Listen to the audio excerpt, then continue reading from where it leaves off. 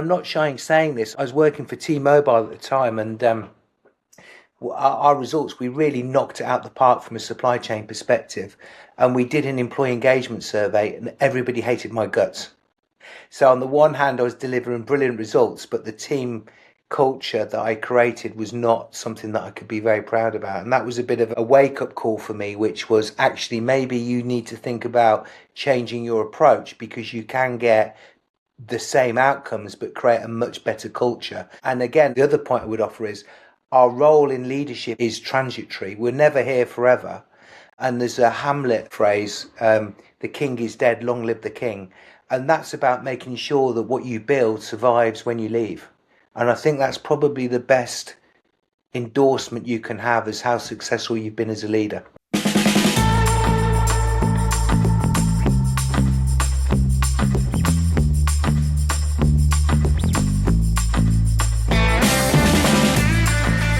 Thank you so much for joining another edition of The Never Ending Climb for a Stronger Supply Chain and Procurement. Joining me today is Steve Day. Steve, somebody who's always wanted to be in procurement, loved every minute of it, and clearly been so successful in it. Steve, thanks so much for joining us today. Thank you very much for the opportunity to join you. And before we get into it, it's the summer holidays in England. Kids are on holiday. I've got 4 children at home, potentially at war with each other. So if you hear any banging, slapping, screaming, shouting, or anything like that, let me apologise in advance. I think the best thing I can say, Steve, is likewise. We have 10, 12, and 14. And I think, likelihood is high. They're all home right now, too. And it's a little smoky outside right now, so the just go outside and play is not as encouraged as usual. You've worked in manufacturing and supply chain and operations, and you've been able to learn so much that sometimes as we get to this level of experience, there's things that we've learned that we almost forget that we've learned. What are the things that have changed the way that you think about supply chain and the role of a CPO that maybe have become almost automatic to some people?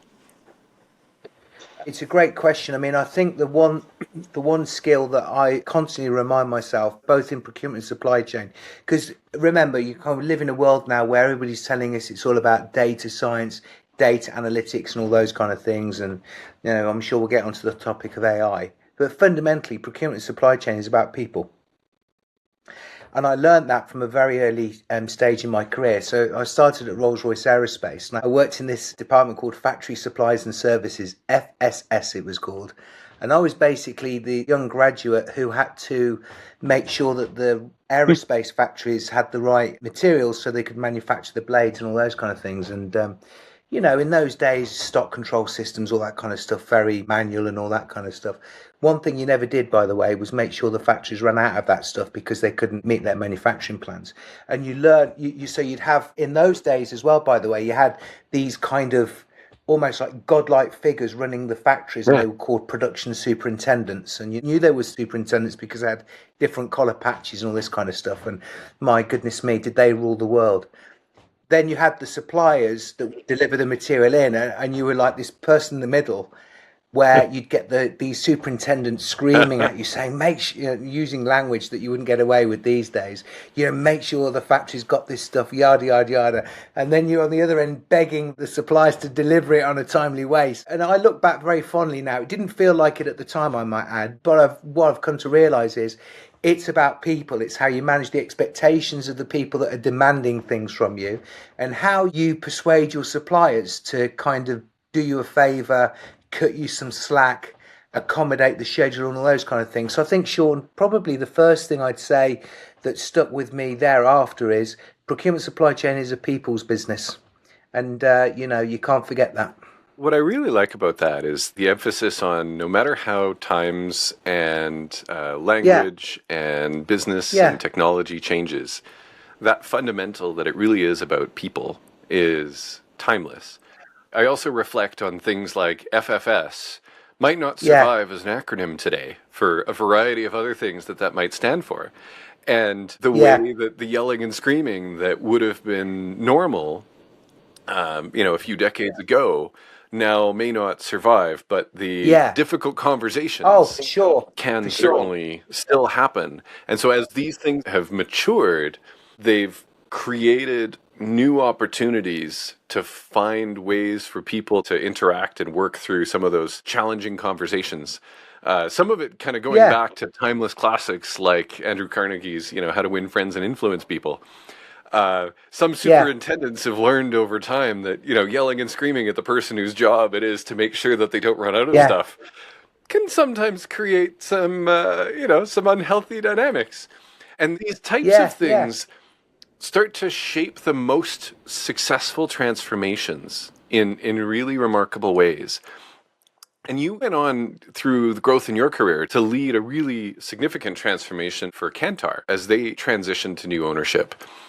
What would you encourage somebody to think about looking at the business and procurement through the lens of sustainable enterprise value and some of the things that maybe a private equity firm wanted to change after acquisition? Sometimes yeah, businesses can yeah. change that before a compelling change of control. Yeah. Well, the P market or private capital market, as some people call it, is a really interesting one. And in terms of asset classes, what's happened is that that's grown quite significantly over the course of the past couple of years. And I think it's important to remind yourself that what private equity is basically doing is it is collecting funds, it is investing in those funds, and then at some point in the future, the aggregation of their investments and the value they've created gets returned to the original investors. And of course, the plan is that a billion of investment leads to a substantial growth in that gets returned. So first and foremost, value creation is very much at the forefront of PE's mind for sure. What I've seen is they're very good at identifying trends and opportunities, and identifying unloved businesses or businesses that are starved of capital that potentially have the opportunity to grow into something quite significant. So what you notice is that the sheer diversity of the asset classes that private equity invest in is really eclectic. I mean, very diverse, and Yeah. but the principles of what they're looking for are always consistent, which is unloved assets, assets that have the opportunity to grow in value through transformation, or assets which are undercapitalized or underfunded, with some transformation dollars have the opportunity to grow substantially over time. And in that regard, I think the record holder itself, they've been very successful. We're at a moment in time, of course, because what's called the hold periods have extended. That's to say that normally there's a kind of 4 to 5 year cycle, but we're now kind of 6, 7, and 8 year cycles. But it's worth reminding us that, in that time, we've navigated COVID. Yep. We've had to navigate the kind of supply crunch, interest rate issues. We've had the Ukrainian crisis to deal with, and the Russian things to deal with, and also, without being political, I think I can state this without turning everybody off. We live in a period of a lot of political instability, and lots of views and all those kind of things. So unsurprisingly, that has had an impact in terms of the ability of PE to create value, or be able to exit assets at the pace that we'd like to do. What is important, I think that I must underscore this. My experience at Kantar was that Bain Capital had done the pre-due diligence and identified the opportunity for a number of levers they could pull from a transformation perspective, and they identified procurement as one of them. Yeah. And they did provide me with the funds and the support to crack on and do that transformation. So we built a procurement organisation, implemented procurement technology, policy, systems, processes. I mean, they really were, in that regard, a very supportive investor. So sometimes people think PE are not that supportive, but I've found the folks I've worked with very supportive, and certainly I think we've done a pretty successful job in transforming the business from a procurement and supply chain perspective. What I really like about having some of the access to capital is sometimes there are businesses that they've been run a certain way for a very long time. And sometimes it takes a set of outside eyes to come in and see and acknowledge some of those things and allocate the resources to Yeah, address them. And yeah, in many businesses, it's Sometimes not Yeah, that it wasn't lack of awareness, and it wasn't necessarily lack of resources, but prioritizing other things.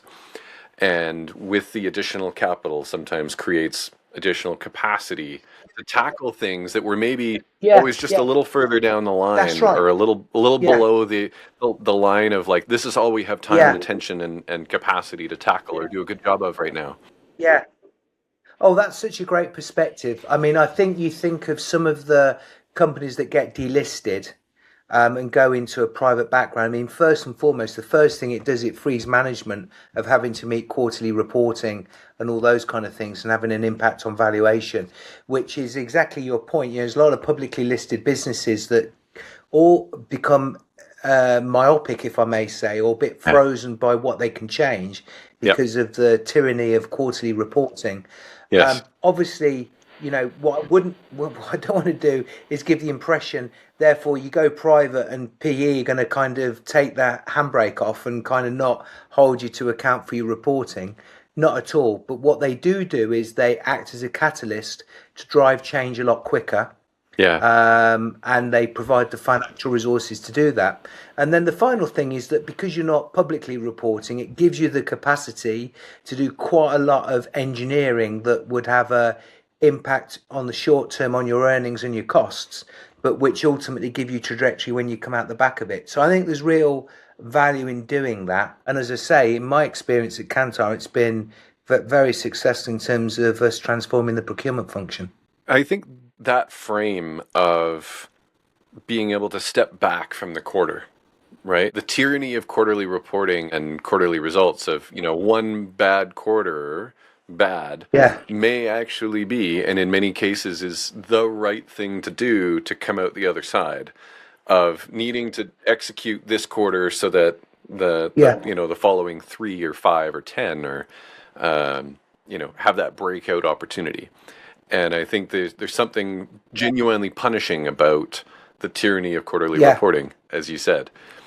There's a longer term time horizon that PE mm, is able to operate under, where a quarter is just a step, whereas in fully publicly yeah. listed, it That's can be right. really unforgiving if there's one step that's off.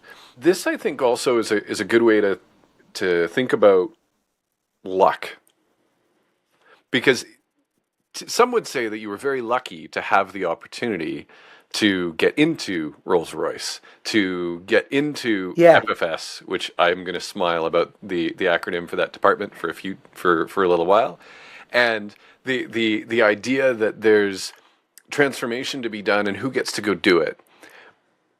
And there are those that say luck is, oh, just got lucky. But we were talking about how important yeah, preparation and curiosity and openness is to even being able to see and pick up those opportunities, because they're probably yeah, around us at all times. yeah, yeah. I mean, look, I'm smiling because it's a question we briefly touched on in the prep for the interview. I mean, look, if you were to look at my academic performance, let's put it like this, it was pretty mediocre. I wasn't knocking it out of the park at school or anything like that, and I had to have a couple of goes, a couple of exams. I mean, again, I'm English, so it's always a bit embarrassing to talk about one's successes, but what I will say is I always had the kind of desire to I wanted to be successful. I just had that kind of burning desire to try and accomplish something. And what I recognised from early time, I suppose, is that desire went hand in hand with just being naturally inquisitive. And at 17, 18, my friends were going to the pub or the bar, and I was reading a back copies of The Economist and all those kind of things. So, I tried to kind of cover some of my kind of academic frailties by just being more naturally curious, and leaning into that. And as I was sharing with you, I think that you do make your own luck. And someone once said to me, much wiser than me, but a phrase that I've subsequently coined quite a lot is that luck is when opportunity and preparation come together. So the preparation is all on you, staying naturally curious, Yeah. being interested, building networks, building relationships, and all that kind of stuff. And then I think that naturally leads itself into positioning you for conversations around opportunities when they come around. And that was no different when I joined Kantar. I'd left a company called Pearson, which was a publishing company, in April 2009, 2019. I did some advisory work with HP because they were kind of interested in getting into the publishing side of things. Again, that led from a conversation and a discussion. And then the Kantar opportunity came from me just naturally talking to people about future opportunities and things like that. So I think I make mention of that because I'm only too well aware that there may be folks on this call that are in between roles at the moment and struggling to kind of navigate where they can make contacts and introductions. I just offer the point that networking and building relationships is a really, really important thing to do. And I think that leads itself to opportunities. The idea that straight A's in school or a grade point average of some larger number is the ultimate determination of one's success or impact that they can make, I have not found correlated with the ultimate impact people have made. The folks that I have seen where perhaps some of the academics were not necessarily their strongest point, but the curiosity for what mattered that was not part of that particular curriculum, but mattered in business and was maybe more directly applicable to what they're doing right now. I've found that very highly correlated with a group of folks that become somewhat generalists, but who learn what they need to learn, and they perhaps didn't ace all of the exams, but they aced the skill of ongoing curiosity and continuous learning and digging into whatever the topic at hand is. I wish more people exited, I'll say, the academic institutions with that skill, because I found sometimes the creativity and the curiosity can get beaten out of people when they've subjected themselves to the rigorous process of getting straight A's, because I don't find that those are aligned the way that we would like them to. And I've often preferred working with people that, like you, have maintained the curiosity and the I don't know it, but I'll go figure it out, and I will go do the research and do the work to go learn it, so that we can unlock whatever this thing is. That to me is the superpower that's undervalued out there. And I think especially in supply chain and procurement, it's so important, because what was true 10 years ago is not necessarily true today. So those that maybe got straight A's on what was true 10 years ago can struggle today because the world's changed. Yeah, I mean, I think that manifests itself. I mean, perhaps if anybody's listening to what I've got to say, I mean, you might see that manifest itself in work. I mean, how many times are you presenting to senior leaders in the business and, they'll ask you a question you can't answer. Now, I know I've been in there in my career where I've bumbled along and tried to string together some god-awful answer to try and cover myself. Now, whether it's age or maturity, but increasingly, if I don't know, I'll be very happy to call out that I just don't know the answer to those things. And I don't think that is a point of weakness. The strength comes from being able to figure out what the answer to the question was thereafter, how you connect the various parts of your organization and assemble the data and all that kind of stuff to give a response to that in a timely way. And again, it's surprising to me how fragile people can become, both in terms of the person asking the question and the person responding to it as well. So I often think, I don't really want to work with people that are going to judge me based on my inability to answer the first question. They can certainly judge me on my ability to answer it thereafter. But same holds true for the people that are trying to respond to those things. I have much more regard for people that just are able to turn around and say, I don't know. But what I will do is go and get the answer. There's something really powerful about go get the answer and go figure it out, as opposed to I don't know and maybe we shouldn't go there. And there's a decision point there where the curiosity and the sense of ownership shows up in the we'll figure it out and we'll make it happen. I know AI is a topic for everybody, You've got some thoughts to share around what folks in supply chain and procurement need to be thinking about for AI. What would you encourage somebody Yeah. in procurement supply chain to keep in mind right now? I mean, look, I'm potentially a massive stage here, and you very kindly said, Steve, you've got some thoughts to share. So everybody saddle in here because I don't know whether these points of view are going to be worth anything. But the first thing I will say is this: if anybody's familiar with the Gartner adoption Hype cycle, cycle. very familiar, Yeah. the hype cycle. I'd venture a point of view that we're about to just tip over into I think they call it the something of despondency.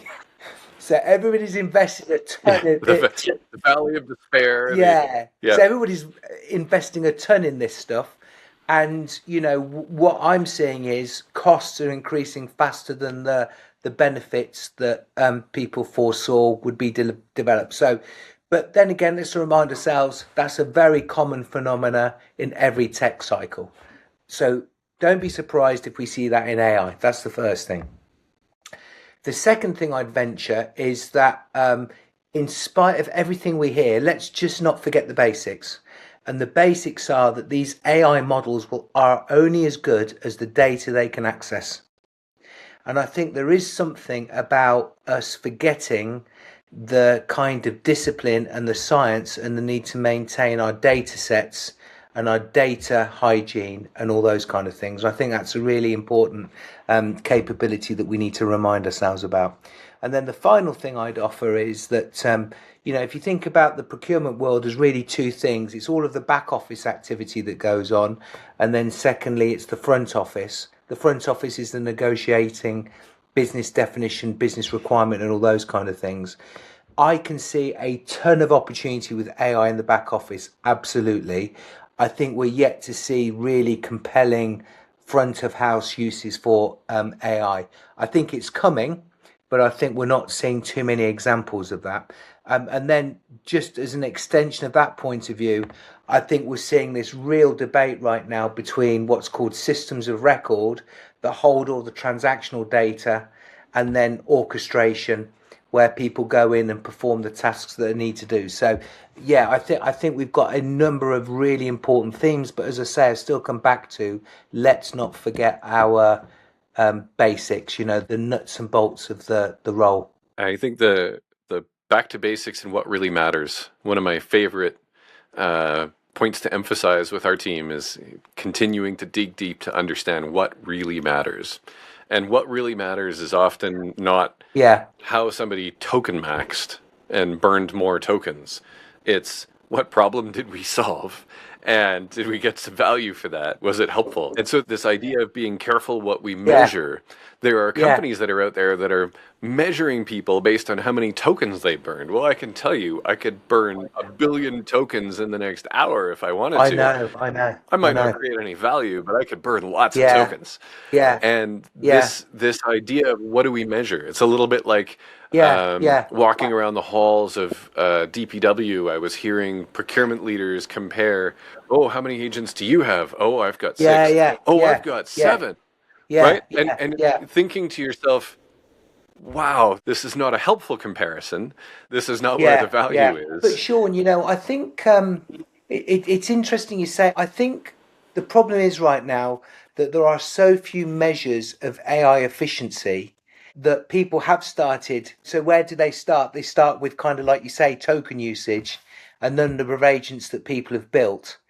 I've got to think that will evolve very quickly. I mean, one of the things I'm seeing right now is people having two measures: total cost of agent and total cost of employment, and just comparing the agentic AI cost versus the full employment costs. And they're coming up with some surprises actually, which is, lo and behold, humans are still cheaper to employ than agents. I think we're just in this world. In many cases. I think we're in a bit of a world where, the real measures of AI efficiency are being invented in front of us. And therefore, what several months ago token usage may have been one measure, as you say, is very quickly being extinguished, partly because everybody's realizing, flipping out, this is expensive. Now what they're looking for is kind of better business measures. So it's just an amazing time to be in industry, if you ask me, in terms of how quickly this is evolving. I mean, it's on one level thrilling. I'm not terrified by it. I mean, everybody's kind of talking. Well, I wasn't terrified about it until I read this week that was it one of the agents had escaped one of the sandboxes and had got into one of the live production systems and all that kind of stuff. Sounds Yeah. hellish like OpenAI hacked Terminator. Hugging Face. Yeah. Yeah, sounds hellish like Terminator, doesn't it? And all that kind of stuff. But I'm not one of these folks that thinks that jobs are going to completely disappear. As I remind people, 100 years ago in London, there were over 1 million horses. And you imagine the supply chain that was required to look after those horses in terms of the saddle wear, the bridle wear, bridle wear? No, I don't think I mean that, do I? The shoes, the feed, and all that kind of stuff, and the veterinary services. And then, we have cars arrive. Well, someone got retrained, didn't they? Yep. Typewriters, Yeah, telephone yeah, operators. yeah, So yeah, many examples of, well, there's hundreds of thousands of operators. Well, yeah, yeah, maybe not now, but guess yeah, what? They're probably doing something else.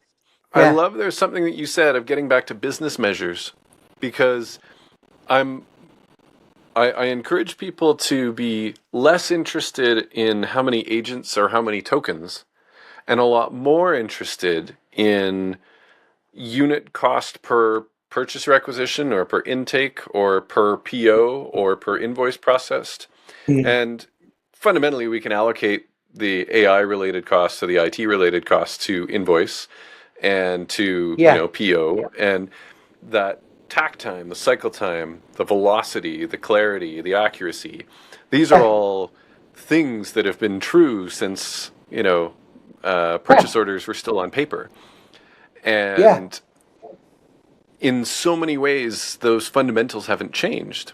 And when we yeah, bring it right back down to lean engineering and, mm, what's the outcome for the customer, mm, I'm confident that we can nail down the parts that still really matter and not get mm, distracted by some vanity mm, metrics. I know yeah, there's some suppliers out there that brag about how big their business networks are, and they can get yeah, distracted by how big their business networks are. Except, there's this business network called email, and it's the yeah, biggest yeah, network I've ever come across, and it's yeah, free. yeah, yeah, And getting all excited about how many of somebody's suppliers are on a particular network, mm, mm, but they're all on this one, mm, and mm, that network doesn't cost extra. So now creating mm, the opportunities for that to be leveraged yeah, more automatically, more effectively. There's the fundamental questions can get distracted and twisted a little bit by marketing or by themes like token maxing yeah, in unhelpful ways. One of the other things, we very much share a passion for this growth mindset and being able to go and experiment and break things and have to fix things and going through doing the work. How do you help facilitate and support that kind of environment? Because it is one of the most important ways to help create that safety to go try something in AI, to go try something with a new process, yeah, try something with a yeah, supplier. yeah, yeah, yeah.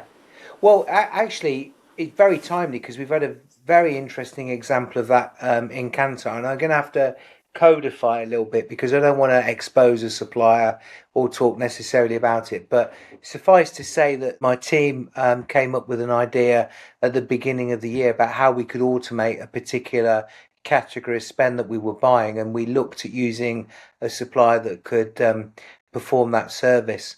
And I was skeptical at the time, but what I've come to realize is that actually one of the things you have to be careful about as a leader is that you don't allow your own prejudices or points of view to color the thinking of the team in terms of what they're thinking, because I think you can be very careful about that because you can really hamper innovation through your own ignorance. So I kind of we went through it, and I expressed my kind of hesitation on this, but at the same time, I said, look, guys, if you want to give it a go, crack on, and I'll support you. So anyway, long story short, we went ahead and did it. It hasn't worked out well, so we're going to terminate the supplier relationship. My point is not that I was the smart ass. What really impressed me was the guys didn't just come back with an idea that said, let's end the relationship. We've actually got a way in which we think we can actually run this service ourselves using a business process that we've created. And I thought, for me, that's brilliant, that is, because firstly, we've tried an idea, it's not worked out, but at the same time, the guys have thought through a way in which they can redesign it, still try and harvest those benefits and try and do it a different way. And I think that, again, look, business and managing folks and leadership, it's really flipping difficult, because sometimes you just have to get the work done. You have to be directive, you've got targets on your back. But I think you've also got a responsibility to allow the organization to grow and people to develop and take risks and take opportunities and explore and all those kind of things. And I think you've got to get those two things in balance, Sean, to be honest with you. And as I say, again, this is a polished version of me. If you'd gone back 20 years, I'm sure my colleagues I work with those companies would have said, well, this is a different Steve. I mean, obviously he's seen Jesus, because that was not what he was like 20 years ago. He was a gnarly, aggressive, on the numbers, didn't let us breathe kind of person. But I'm not shying saying this. I was working for T-Mobile at the time, and our results, we really knocked it out the park from a supply chain perspective. And we did an employee engagement survey, and everybody hated my guts. So on the one hand, I was delivering brilliant results, but the team culture that I created was not something that I could be very proud about. And that was a bit of a wake-up call for me, which was actually maybe you need to think about changing your approach, because you can get the same outcomes but create a much better culture. And again, the final, well, not the final point, but the other point I would offer is our role in leadership is transitory. We're never here forever. And there's a Hamlet phrase, the king is dead, long live the king. And that's about making sure that what you build survives when you leave. And I think that's probably the best endorsement you can have as how successful you've been as a leader. There's a beautiful truth in that. In many of us grew up where I'll call it the drill sergeant approach, was normalized, encouraged, supported, and reinforced. And somewhere through that last several decades, we find ourselves learning that when we need to have a difficult conversation with somebody, whether it's a team member or an employee or another department or a supplier, when we could have that conversation in a way that I know leaders like Brene Brown now refer to as a rumble, as a template or a framework that we can use. There's ways to go and have those conversations that are crucial and still leave the other person deeply understanding what mattered and what didn't fit and why it wasn't working, and leave them, in many cases, feeling so much better and so much more motivated to go and address it and do an amazing job next time, and even appreciating the feedback and the time and the energy that was taken to give them that direct feedback. There's something really, really powerful that I know sometimes I remind myself of too. If we think about what was normal for coming out of World War II, where a lot of supply chain was based on practices that were very militaristic. Even for Rolls-Royce, if somebody's got different markings on their collars, what's that associated with, right? And so the echoes of that trace through, sometimes just acknowledging where it came from, and then remembering that, hey, these team members, they're not they're not in the army now, and then helping to tailor our own responses. I know I've certainly catch myself every once in a while needing to do the same thing. I think being able to say that out loud is tremendously helpful to a lot of leaders that have, through their own either family or work or early life experiences, had those behaviors normalized. And there are still companies that are out Yeah, there. For instance, I know yeah, there's a railway there's that had a leader that yelled and screamed and yeah, yeah, swore and everything else, yeah, and then you watch their share price go up, and you watch yeah, their employee yeah, engagement scores yeah. plummet, and then we watch their their Mm, employee rating scores below 2.5 out of 5, and you think, my God, those poor people. And so the recognition of what was true, what perhaps used to be, and then what is now is quite a difference. And so I yeah, just high five Steve for making that change, because there's a lot of leaders that have never made that shift. And I yeah, think that's one yeah, of the things that can serve a lot of leaders out there, is that, getting on a phone call or a conference call and yelling and screaming and berating is it's a path, but it's also a yeah, path that's yeah. more likely, based on a lot of scientific They, study they, now, to leave they sure people don't, highly resentful. again, And the it's best really results interesting. don't This, I flow mean, from I started my career in resentment. '92. I won't reveal my age, but it's definitely the case that I was working with people that would have remembered serving in the army or the navy or the air force or whatever. So I think my generation was the first generation that had no experience of the Yeah. war. I mean, I'm a little bit more younger than that. I just want to emphasize. Um, and now I'm working with people that are in a Yeah. generation where their parents have no association with the war. So there's definitely been a shift in how you think about people's experience and how you manage them. Um, I'm very optimistic about I mean, again, a lot of people say, in the next generation they don't seem to be up for it and all that kind of stuff. I'm not finding that at all. The next generation of people I work with are just as incurious, just as up for it. They have higher expectations about what the job is going to give them and the experiences they're going to have. But I think that's to be encouraged. I mean, you want to make I do think we want the next generation to be better than the generation we've been, and that's the cycle of human endeavour and improvement, isn't it, Sean? I mean, you hear people say, "Oh my God, this latest generation, they're useless, they're feckless, they don't work." It's like, my God, well, that's a failing on our I part love it. because really we want to leave the world better than the one we inherited, like every other subsequent previous generation. So. Yeah, but it's so interesting. I remember. Yeah, my dad was a policeman. That was what he did, and he was working with people that had been in the Second World War. So That that never police ending climb. service was in the United Kingdom, at least, was very, very militarily based. And again, that's had to evolve over time as well. It's we're going a bit off track, I suspect, but Yeah. anyway, it's a very interesting topic. What I know is that for people that want to become a CPO, head of supply chain, this procurement specialist is Yeah. one ingredient there.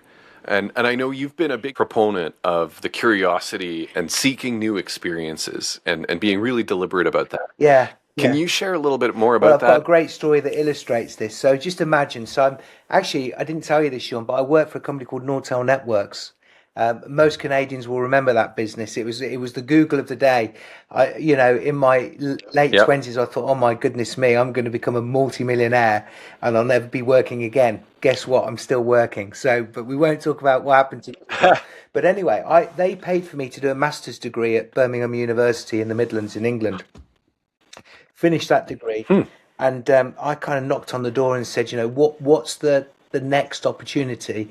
And they said, look, we've got a problem, and overnight they let 30,000 people go, kind of a third of the workforce. I mean, it was a terrible shame, great business, and I thought, well, I'd like to kind of pursue my next opportunity. So I went for an interview with a company in England, a mobile phone company called One to One, very very famous brand, and they were looking for a head of supply chain.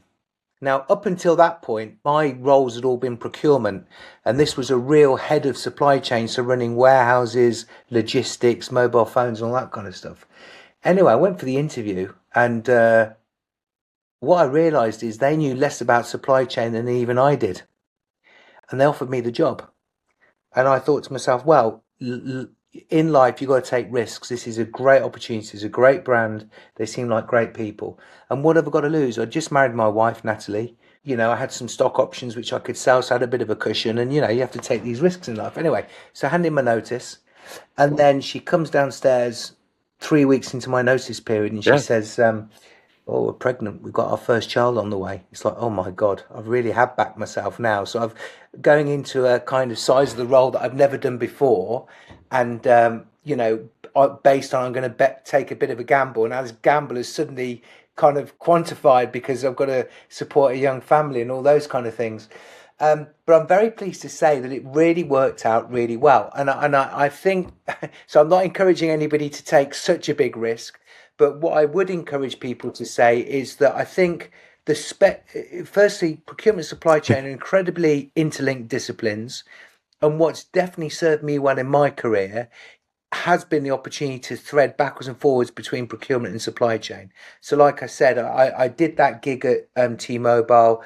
Well, it was fabulous years and worked with some really, really great people. And by the way, learned a pretty important lesson about leadership and people engagement as well.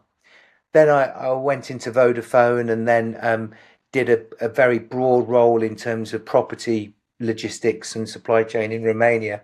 And then I spent several years doing a more mainstream procurement role and then went to Pearson. And now more latterly, I've been doing a procurement role. And what I will tell you is that first and foremost, it just gave me a much broader perspective in terms of procurement and supply chain. And secondly, it just exposed me to a lot more disciplines within the business as well. So, of course, when you're working in supply chain, you're interacting with salespeople all the time, thinking about marketing campaigns, fulfilling customer demands, and all those kind of things. Like I said, it really served me really well. So I'm a big fan of, Yeah. don't always think it's kind of this left to right. Think of it as left to right, but you're going to go through kind of inflection points, and sometimes you might be, you know, going on flat. Sometimes you may go down a little bit. Sometimes you'll go up a little bit, but it's really got to measure your progress over several years rather than the here and now. I find it very relatable, Steve. I know I had to have a conversation with my wife to say, "Hey, I'm quitting my job. I'm going to start a company." And she turned and looked at me. She said, "You know, I'm pregnant, right?" And I, Brilliant. 13 years later, it's worked out quite well. Yeah. But I can appreciate sometimes in Yeah. life we need to go and take the chance and do it or do it, right? Yeah. And Yeah. it sounds like Yeah. you created the conditions where you do it or do it, and you Yeah. did it. And high five, Steve, because that is the sort of attitude that creates some of the most wonderful opportunities and outcomes for people. Thank you. So yeah, Steve, thank you. I'm so grateful for Pleasure. you Thanks very sharing much for the your opportunity. experience, your wisdom with us today, and thank you very, very much.